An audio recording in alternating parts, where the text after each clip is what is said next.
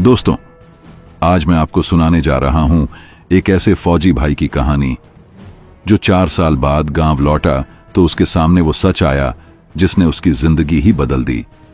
Major Vikram Chaudhary, एक सच्चा सिपाही जिसने सरहद पर गोलियों की बरसात झेली थी, लेकिन इस बार जंग दुश्मन के मोर्चे पर नहीं, अपने ही घर के आंगन में थी। भाई आरव, जिसे पुलिस ने एनकाउंटर में मार गिराया और अपराधी घोषित कर दिया। लेकिन सच इतना आसान नहीं था। पोस्टमार्टम रिपोर्ट, चश्मदीद गवाह और छुपे हुए वीडियो, सब एक ऐसी साजिश की तरफ इशारा कर रहे थे जिसमें वर्दी के पीछे छुपा एक भेड़िया था। और फिर शुरू हुई एक ऐसी लड़ाई जिसमें कानून, राजनीति और पुलिस सब एक तरफ और अकेला विक्रम एक तरफ। लेकिन दोस्तों, क्या विक्रम अपने भाई का बदला ले पाया या सच हमेशा की तरह किसी फाइल में दफन हो गया? चलिए जानते हैं। लेकिन उससे पहले चैनल को सब्सक्राइब करिए, लाइक करिए और कमेंट में बताइए आप कहां से हमारी कहानी सुन रहे हैं और कैसी लगी। गांव के बाहर कच्ची सड़क पर एक जीप धीरे धीरे रुकती है। जीप से उतरा लंबा चौड़ा, गहरी आंखों वाला एक आदमी, हरे रंग की आर्मी की टी शर्ट, बूट और कंधे पर हल्का बैग। उसके चेहरे पर वो ठहराव था जो सिर्फ उन लोगों के पास होता है जिन्होंने जिंदगी और मौत को कई बार बहुत पास से देखा हो। वह था मेजर विक्रम चौधरी, भारतीय सेना का एक बहादुर अफसर जो 4 साल बाद छुट्टी लेकर अपने गांव लौटा था।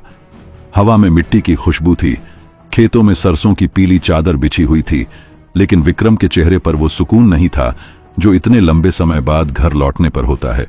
उसके मन में एक अनजाना डर, एक बेचैनी, जैसे कोई अदृश्य छाया उसका पीछा कर रही हो। जीप उसने गांव के बाहर ही छोड़ दी थी।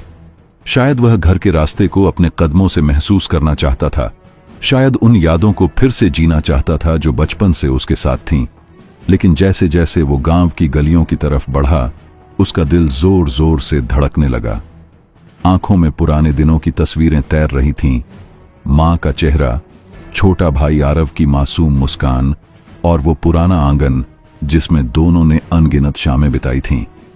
विक्रम को लगा शायद यह सब उसके मन का वहम है, लेकिन जैसे ही वह घर के दरवाजे तक पहुंचा, सामने का नजारा देखकर वह थम गया। आंगन में चुप्पी थी, अजीब सी, हवा भी जैसे ठहरी हुई थी। मां दरवाजे पर खड़ी थी, आंखों में हल्की सी खुशी, लेकिन उनके पीछे कुछ गहरा दर्द छुपा था। विक्रम ने धीरे से कहा, मां, आरव कहां है? मां ने नजरें झुका लीं, होंठ कांप रहे थे, लेकिन कोई शब्द बाहर नहीं आ रहा था। विक्रम ने मां के कंधे पर हाथ रखा, तभी बगल से एक बूढ़ी आवाज आई। पड़ोस के बुजुर्ग रामलाल थे। उन्होंने धीरे से कहा, बेटा, आरव अब नहीं रहा। विक्रम को लगा जैसे किसी ने उसके सीने में बर्फ की सुई चुभा दी हो। उसके होंठ कांप गए, लेकिन आवाज ठंडी और सीधी थी। कैसे? जवाब आया, एनकाउंटर में मारा गया। पुलिस का कहना है कि वो अपराधी था, हथियारों की तस्करी करता था, गुप्त सूचना पर मारा गया। विक्रम के कानों में यह शब्द गूंजते रहे, अपराधी, एनकाउंटर, गुप्त सूचना। उसे विश्वास ही नहीं हुआ। उसका छोटा भाई, जिसने कभी किसी की जेब से 1 रुपया भी चोरी नहीं किया, वो हथियारों का तस्कर। उसकी आंखों में आंसू नहीं थे, बस एक सन्नाटा था जो अंदर से सब कुछ तोड़ रहा था। उसने बिना कुछ कहे बैग रखा और तुरंत गांव से निकल पड़ा। उसका गंतव्य था जिला मुख्यालय, जहां थाने के बाहर एक चमकती हुई नेम प्लेट लगी थी, एसपी अजय राणा, आईपीएस। वही अफसर जिसने आरव के एनकाउंटर का नेतृत्व किया था। विक्रम ने रिसेप्शन पर जाकर कहा, मुझे एसपी साहब से मिलना है। थोड़ी देर बाद दरवाजा खुला और उसे अंदर बुला लिया गया। कमरे में एक भारी भरकम रबदार मूंछों वाला आदमी बैठा था। उसकी आंखों में आत्मविश्वास था, आवाज में ठंडा अहंकार। आप मेजर विक्रम हैं? उसने पूछा। हां, विक्रम का जवाब छोटा और ठंडा था। मुझे मेरे भाई की मौत का सच जानना है। एसपी ने कुर्सी पर पीछे झुकते हुए कहा, सच यह है कि तुम्हारा भाई अपराधी था। उसके खिलाफ पुख्ता सबूत थे, गिरोह का हिस्सा था, हथियारों की तस्करी करता था, मुठभेड़ में मारा गया, रिकॉर्ड में सब दर्ज है। विक्रम ने सीधा सवाल किया, कोई एफआईआर, कोई वीडियो फुटेज, कोई चश्मदीद गवाह? अजय राणा के होंठों पर हल्की मुस्कान आई। कानून हमें उतना ही दिखाता है जितना जरूरी होता है। उस वक्त विक्रम कुछ नहीं बोला, लेकिन उसके भीतर एक ज्वालामुखी फूट चुका था। वह कमरे से बाहर निकला और गांव लौट आया। अगले ही दिन उसने आरव की मौत से जुड़ी हर जानकारी इकट्ठा करना शुरू कर दिया। वह मोहल्ले वालों से मिला, उस जगह गया जहां कथित मुठभेड़ हुई थी। वहां की मिट्टी पर अब भी खून के धब्बे जैसे उसकी आंखों में चुभ रहे थे। तभी एक बूढ़ी महिला ने उसके कंधे पर हाथ रखा और कहा, बेटा, उस दिन आरव खेत से लौट रहा था, खाली हाथ था, न कोई गाड़ी न कोई हथियार। पुलिस की जीप आई, उसे खींच कर ले गई। अगले दिन खबर आई कि एनकाउंटर में मारा गया। ये सुनते ही विक्रम की आंखों में ठंडी आग जलने लगी। उसने उसी पल तय कर लिया, यह लड़ाई वह अंत तक ले जाएगा। अगले कुछ हफ्तों में उसने आरटीआई दाखिल की, पोस्टमार्टम रिपोर्ट निकलवाई, कॉल रिकॉर्ड्स की जांच की। धीरे धीरे तस्वीर साफ होने लगी। आरव के कॉल डिटेल्स में आखिरी नंबर था भाई साहब, यानी मरने से पहले उसने विक्रम को ही कॉल किया था। पोस्टमार्टम रिपोर्ट कह रही थी 3 गोलियां सामने से लगी थीं, जबकि पुलिस का दावा था कि मुठभेड़ में जवाबी फायरिंग हुई थी। कोई गोली पुलिस को नहीं लगी थी। एक तरफा मुठभेड़ या सीधे शब्दों में हत्या। विक्रम ने जिला कलेक्टर से मुलाकात की और पूरे सबूतों के साथ केस दोबारा खोलने की मांग की। कलेक्टर ने हाथ खड़े कर दिए, पुलिस की कार्यवाही पर सवाल उठाना मेरे अधिकार से बाहर है। फिर वह राज्य मानवाधिकार आयोग पहुंचा। वहां से उसे एक वरिष्ठ वकील मिला, जिसने कहा, आपके पास केस है, लेकिन आसान नहीं होगा। पुलिस की ताकत और राजनीतिक रिश्ते मजबूत हैं। विक्रम ने ठंडे स्वर में कहा, मैं सरहद पर दुश्मनों से नहीं डरा, तो यहां अपनों के भेष में बैठे भेड़ियों से क्यों डरूंगा। अब यह लड़ाई शुरू हो चुकी थी। विक्रम के दिमाग में अब सिर्फ एक ही बात थी, आरव को इंसाफ दिलाना। उसने फौज में रहते हुए सीखा था कि किसी भी मिशन को पूरा करने के लिए धैर्य, सटीक जानकारी और सही वक्त का इंतजार करना पड़ता है। लेकिन यहां मामला अलग था। यहां हर कदम पर वह ऐसे लोगों से टकराने वाला था जिनके पास न सिर्फ सत्ता थी, बल्कि कानून को अपनी मर्जी से मोड़ने की ताकत भी थी। गांव लौटने के बाद उसने सबसे पहले उस बूढ़ी महिला की बातें रिकॉर्ड कर लीं, जिसने आंखों से देखा था कि पुलिस ने आरव को खेत से खींच कर ले जाया था। फिर वह मोहल्ले के और लोगों से मिला। कुछ लोग बोलने से डर रहे थे, कुछ ने सीधा मना कर दिया, लेकिन 2-3 नौजवान ऐसे मिले जो चुपचाप उसके पास आए और बोले, भैया, हम थे उस दिन वहां, हमने देखा आरव को कैसे ले गए, हम गवाही देंगे, लेकिन नाम मत लेना अभी। विक्रम ने उनकी बात कागज पर लिख ली और सबूत के तौर पर उनके बयान का ऑडियो अपने फोन में सेव कर लिया। रात को घर में मां खामोश बैठी रहती, कभी कभी आंसू पोंछ लेती। उनके चेहरे पर चिंता साफ दिख रही थी। वह जानती थीं कि विक्रम अब पीछे नहीं हटेगा और यह लड़ाई लंबी और खतरनाक होगी। एक रात खाने के बाद उन्होंने कहा, बेटा, तेरे भाई को मैं वापस नहीं ला सकती, लेकिन मैं तुझे खोना नहीं चाहती। तू क्यों इस आग में कूद रहा है? विक्रम ने धीरे से जवाब दिया, मां, अगर मैं चुप रहा तो कल किसी और का बेटा ऐसे ही मारा जाएगा और लोग उसे अपराधी कह देंगे। मैं सिर्फ आरव के लिए नहीं, सच के लिए लड़ रहा हूं। अगले दिन विक्रम शहर गया और अपने वकील से मिला। वकील ने उसे समझाया कि केस सीधा नहीं है। पुलिस के खिलाफ लड़ना मतलब राजनीति, धमकियां और झूठे केस झेलना। विक्रम ने कहा, मैं डरने वालों में से नहीं हूं, मेरे पास जो सबूत हैं मैं कोर्ट में पेश करूंगा। वकील ने सुझाव दिया कि मीडिया को शामिल करना जरूरी है ताकि दबाव बने। यही सोचकर उन्होंने एक प्रेस रिपोर्टर से मुलाकात की जो पुलिस के मामलों में बेबाकी से लिखने के लिए मशहूर था। रिपोर्टर ने पूरी बात सुनी और बोला, यह बड़ा खेल है मेजर साहब, अगर आपके पास ठोस सबूत हैं तो मैं छापूंगा, लेकिन बिना सबूत के मैं भी नहीं बच पाऊंगा। विक्रम ने फोन से फोटो, पोस्टमार्टम रिपोर्ट और गवाहों के बयान उसे दिखाए। रिपोर्टर की आंखें चौड़ी हो गईं। यह तो सीधा फर्जी मुठभेड़ का केस बनता है, मैं कल ही खबर चलाऊंगा। अगले ही दिन अखबार में हेडलाइन छपी, मेजर विक्रम चौधरी ने भाई की मुठभेड़ को बताया हत्या, पुलिस पर गंभीर आरोप। यह खबर जंगल की आग की तरह फैल गई। सोशल मीडिया पर भी लोग 2 हिस्सों में बंट गए। कुछ लोग बोले, पुलिस जो करे सही करे, तो कुछ ने कहा, अगर फौजी अपने भाई के लिए खड़ा है तो जरूर सच में कुछ गड़बड़ है। इस बीच एसपी अजय राणा का गुस्सा उबलने लगा। उसने थाने में अपने करीबियों को बुलाकर कहा, यह फौजी खुद को हीरो समझ रहा है, इसे ऐसा सबक सिखाओ कि अदालत जाने से पहले ही घुटनों पर आ जाए। अगले ही दिन गांव में पुलिस की गाड़ियां आईं। उन्होंने विक्रम के घर की तलाशी ली, उसकी मां से बेहूदे सवाल पूछे, यहां तक कि पड़ोसियों को भी धमकाया। गांव में डर का माहौल फैल गया, लेकिन विक्रम पीछे नहीं हटा। उसने तुरंत एक वीडियो बनाकर सोशल मीडिया पर डाला, जिसमें उसने कहा, अगर मुझे या मेरी मां को कुछ हुआ तो जिम्मेदार एसपी अजय राणा होगा। मैं डरता नहीं हूं और ना ही पीछे हटूंगा।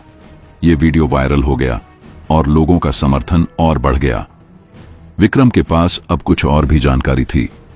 उसने आरव के मोबाइल की लोकेशन डिटेल्स निकलवाई, जिसमें साफ दिख रहा था कि घटना के वक्त वह खेत में था, न कि उस जगह जहां पुलिस कह रही थी कि मुठभेड़ हुई। उसने इस डेटा को भी अपने वकील को सौंप दिया। कोर्ट की पहली सुनवाई में विक्रम और उसका वकील पहुंचे। पुलिस ने अपना पक्ष रखते हुए कहा कि आरव एक खतरनाक गिरोह का हिस्सा था और गुप्त सूचना के आधार पर कार्रवाई की गई। लेकिन जब वकील ने पोस्टमार्टम रिपोर्ट, लोकेशन डेटा और गवाहों के बयान पेश किए तो जज ने पुलिस से पूछा, अगर वह जवाबी फायरिंग कर रहा था तो आपके किसी जवान को चोट क्यों नहीं लगी? इस सवाल पर अदालत में चुप्पी छा गई। पुलिस के वकील ने कहा, शायद किस्मत अच्छी थी। यह सुनकर विक्रम के चेहरे पर हल्की मुस्कान आई, लेकिन वह जानता था कि यह बस शुरुआत है।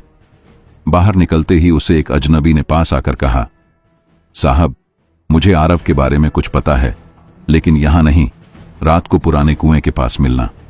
विक्रम चौकन्ना हो गया। यह कोई जाल भी हो सकता था, लेकिन सच पाने के लिए वह किसी भी खतरे से गुजरने को तैयार था। रात होते ही वह वहां पहुंचा। अंधेरे में एक आदमी खड़ा था, चेहरा आधा ढका हुआ। उसने कहा, साहब, मैं उसी रात वहां था। आरव के पास कोई हथियार नहीं था। उन्होंने उसे जीप से उतारकर घुटनों पर बैठाया और सीने में गोली मारी। मैं डर के मारे चुप रहा, लेकिन अब जमीर नहीं मानता। विक्रम ने पूछा, क्या तुम अदालत में गवाही दोगे? वह आदमी बोला, अगर मेरी बीवी और बच्चों की सुरक्षा हो तो हां। विक्रम ने उसका नाम और बयान लिख लिया। यह बयान केस में निर्णायक हो सकता था, लेकिन विक्रम जानता था कि अब वह पुलिस के निशाने पर और ज्यादा आ चुका है। अगले दिन उसके फोन पर एक अनजान नंबर से कॉल आई। दूसरी तरफ ठंडी आवाज थी, केस वापस ले लो, वरना तेरा भी वही हाल होगा जो आरव का हुआ। विक्रम ने बिना डरे कहा, मुझे मारना है तो सामने आकर मारो, पीठ पीछे धमकियां देने से कुछ नहीं होगा। फोन कट गया, लेकिन विक्रम का संकल्प और मजबूत हो गया। गांव के कुछ पुराने लोग अब खुलकर उसके साथ आने लगे। उन्होंने कहा, बेटा, तू अकेला नहीं है, यह लड़ाई अब पूरे गांव की है।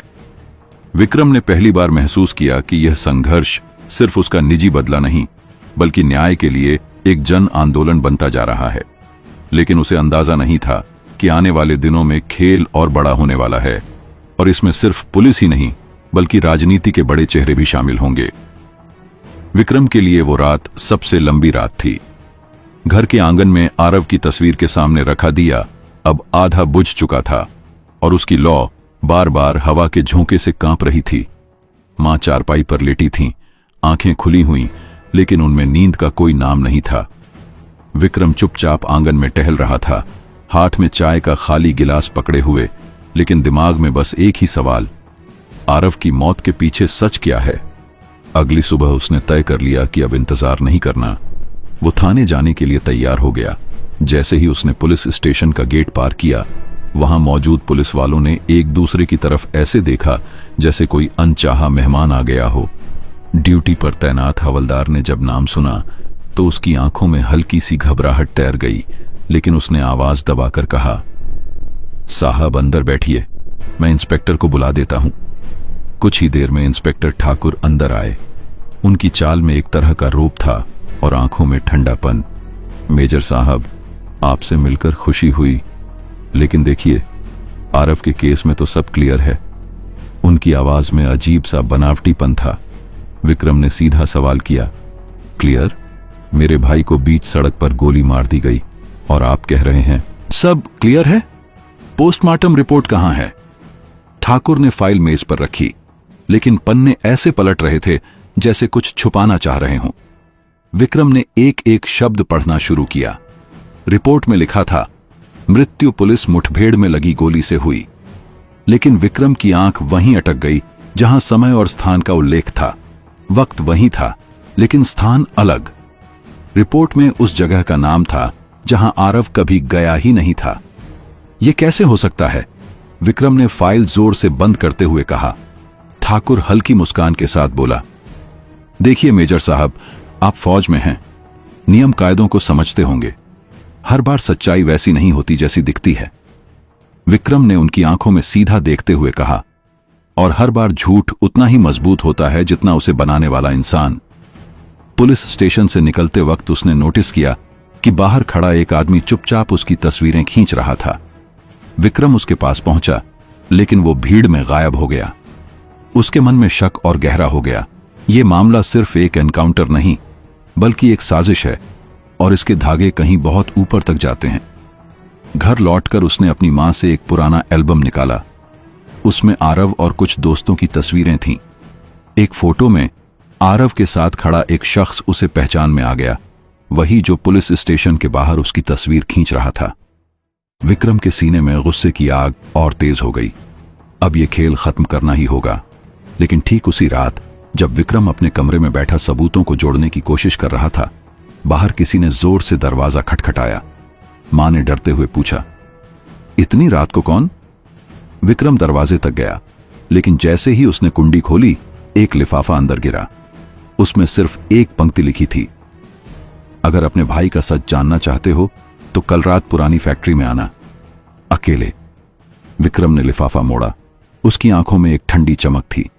उसे अंदाजा हो गया था कि अब खेल की अगली चाल शुरू हो चुकी है, और यह चाल शायद जिंदगी और मौत का फैसला करने वाली होगी। विक्रम के मन में अब डर और गुस्से का अजीब सा मिश्रण था। उसने तय कर लिया था कि इस बार वह सीधे हमला करेगा, क्योंकि अब छुप छुप कर चलने का वक्त खत्म हो चुका था। रात के 12:30 बज रहे थे। आसमान में बादल घिर आए थे और हल्की हल्की बूंदाबांदी शुरू हो चुकी थी। गांव के उस पुराने स्कूल के पीछे का मैदान, जहां पहले बच्चों की आवाजें गूंजती थीं, अब अंधेरे में डूबा हुआ था। विक्रम के हाथ में टॉर्च थी, लेकिन उसने उसे ऑन नहीं किया। उसने चारों ओर ध्यान से देखा, फिर धीरे धीरे पीछे की ओर बढ़ा। अचानक उसे सरसराहट की आवाज सुनाई दी, जैसे कोई घास पर चल रहा हो।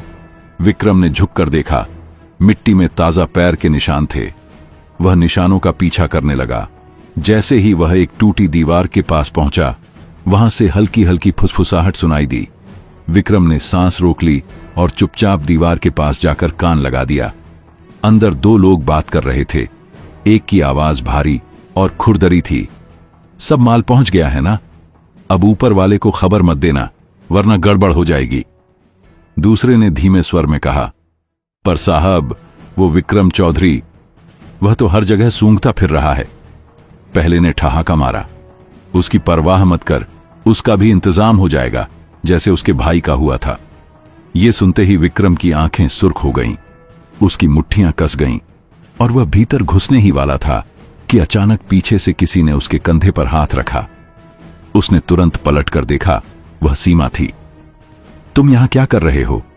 विक्रम ने धीमे लेकिन सख्त स्वर में पूछा। सीमा ने आंखों में डर ली कहा, विक्रम, तुम नहीं जानते, ये लोग बहुत खतरनाक हैं। तुम्हारे पीछे पुलिस ही नहीं, कुछ और लोग भी पड़े हैं। विक्रम ने तुर्शी से कहा, मैं जानता हूं, और मैं इन सबका नाम उजागर करूंगा, चाहे कुछ भी हो जाए। तभी दीवार की दूसरी तरफ से किसी ने कदमों की आहट दी। विक्रम और सीमा दोनों ने छुपने की कोशिश की, लेकिन देर हो चुकी थी। 2 टॉर्च की रोशनी सीधे उनके चेहरे पर पड़ी और पुलिस का सायरन दूर से बजने लगा। एक तेज आवाज आई, विक्रम चौधरी, तुम गिरफ्तार हो। विक्रम ने देखा, सामने वही इंस्पेक्टर यादव खड़ा था जिसके बारे में उसे शक था। उसकी आंखों में एक चालाक मुस्कान थी। सीमा ने धीरे से फुसफुसाया, भागो, वरना तुम फंस जाओगे। लेकिन भागने का अब कोई रास्ता नहीं था। चारों तरफ से हथियारबंद पुलिस वाले घेर चुके थे। बारिश तेज हो चुकी थी और अंधेरा अब बिजली की चमक से बार बार कट रहा था। विक्रम जानता था कि अगर वह इस बार पकड़ा गया तो शायद सच हमेशा के लिए दफन हो जाएगा। उसने एक तेज नजर चारों तरफ डाली, फिर अचानक एक तरफ दौड़ पड़ा। गोलियों की आवाज गूंजी और मिट्टी में चिंगारियां उठीं। वह गिरते पड़ते एक पुराने नाले में कूद गया। पानी के तेज बहाव ने उसे दूर खींच लिया। पीछे से इंस्पेक्टर यादव की गुस्साई आवाज आई, भाग ले, लेकिन अब तेरे दिन गिने हुए हैं। विक्रम के कपड़े कीचड़ से सने थे, चेहरा खून से लथपथ था, लेकिन उसकी आंखों में सिर्फ एक ही चीज थी, अपने भाई के लिए इंसाफ और इस साजिश का सच सामने लाने का संकल्प। गाड़ी की रफ्तार जैसे जैसे बढ़ रही थी, वैसा वैसा राहुल का दिल भी तेज धड़क रहा था। दिल्ली की खाली सड़कों पर रात के सन्नाटे में सिर्फ इंजन की गूंज सुनाई दे रही थी। पीछे की सीट पर रिया बैठी थी। उसका चेहरा पीला पड़ चुका था, जैसे उसने आने वाले तूफान की आहट महसूस कर ली हो। हमें जल्दी पहुंचना होगा, राहुल ने कहा। उसकी आंखों में एक हीरो की तरह नहीं, बल्कि एक योद्धा की तरह चमक थी। जैसे ही वे पुरानी फैक्ट्री के बाहर पहुंचे, गेट आधा खुला था। अंदर से हल्की हल्की रोशनी आ रही थी। राहुल ने धीरे से गाड़ी रोकी, पिस्तौल लौट की और रिया को वहीं रुकने का इशारा किया। अंदर कदम रखते ही बदबूदार हवा ने उसका स्वागत किया। टूटी फूटी मशीनें, जंग लगे पाइप और बीच में रखा एक पुराना टेबल जिस पर एक नक्शा फैला हुआ था। नक्शे के पास खड़ा था वही शख्स। विक्रम?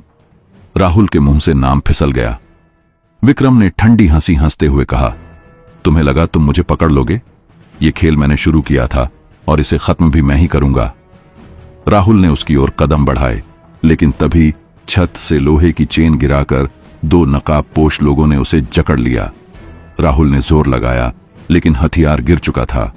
विक्रम धीरे धीरे पास आया और फुसफुसाया, ये शहर अब मेरा है और तुम बस एक मोहरा थे। तभी बाहर से पुलिस की सायरन की आवाज आई। विक्रम ने चौंक कर पीछे देखा और इसी मौके का फायदा उठाकर राहुल ने चेन तोड़ दी, एक जोरदार मुक्का जड़ा और पिस्तौल उठा ली। गोलियों की आवाज गूंजी, हवा में धूल भर गई। विक्रम जमीन पर गिरा, लेकिन उसकी आंखों में आखिरी सांस तक वही घमंड था। पुलिस अंदर आई और सब खत्म हो गया। राहुल बाहर आया, रिया उसके पास दौड़ी और उसे गले लगा लिया। आसमान में हल्की सुबह की किरणें फैल चुकी थीं, जैसे रात का अंधेरा आखिर हार गया हो। दोस्तों, ये थी आपकी कहानी का नाम की पूरी कहानी। अगर आपको ये रोमांचक सफर पसंद आया हो तो वीडियो को लाइक करें, चैनल को सब्सक्राइब करें और कमेंट में बताएं कि आपको कहानी का कौन सा मोड़ सबसे ज्यादा चौंकाने वाला लगा। और हां, आप कहां से हमारी कहानियां सुन रहे हैं ये भी जरूर लिखें। आपका एक लाइक और कमेंट हमें और कहानियां बनाने की ताकत देता है।